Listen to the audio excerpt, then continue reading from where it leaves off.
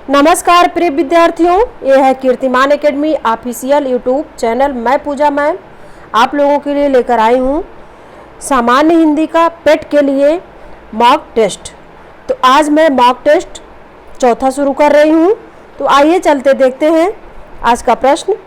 तो ये रहा आपके सामने पहला प्रश्न है, यह किरण का पर्यायवाची है। तो 4 विकल्प दिए गए, इसमें से आपको पहचानना कौन सा है किरण का पर्यायवाची। तो इसमें रश्मि जो है किरण का पर्यायवाची है, विकल्प सी उत्तर होगा इसका।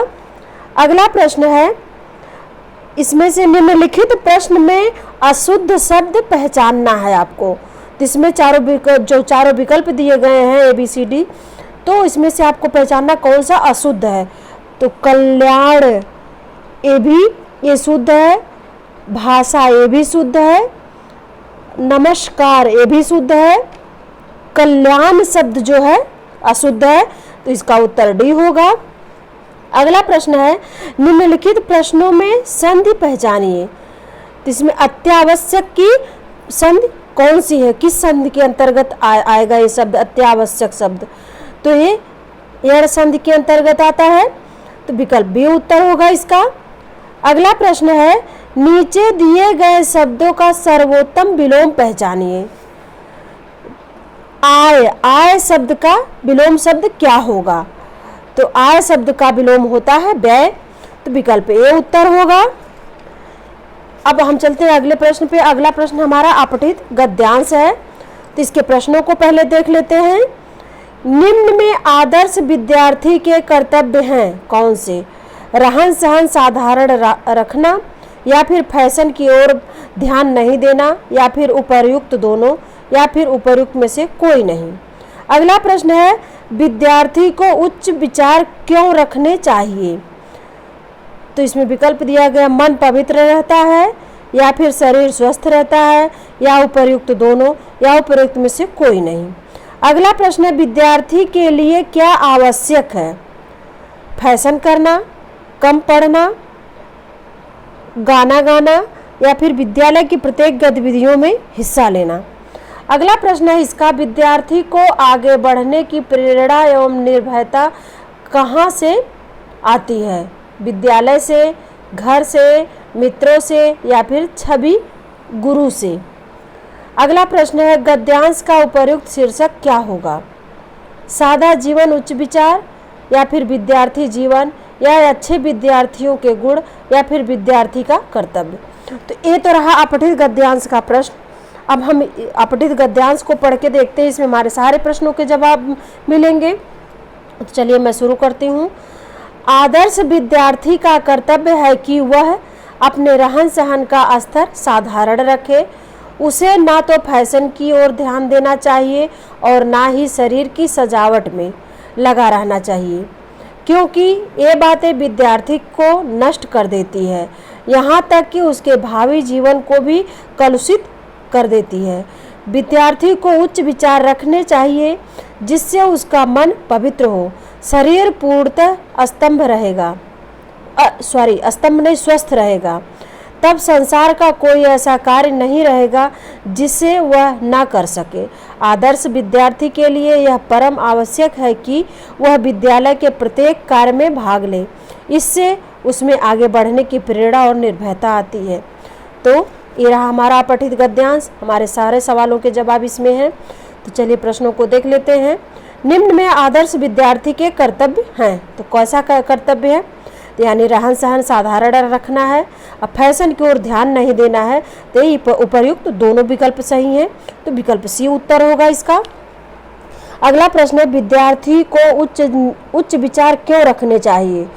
क्योंकि मन पवित्र रहता है, शरीर स्वस्थ रहता है, इसलिए दोनों विकल्प सही हैं, विकल्प सी उत्तर होगा इसका।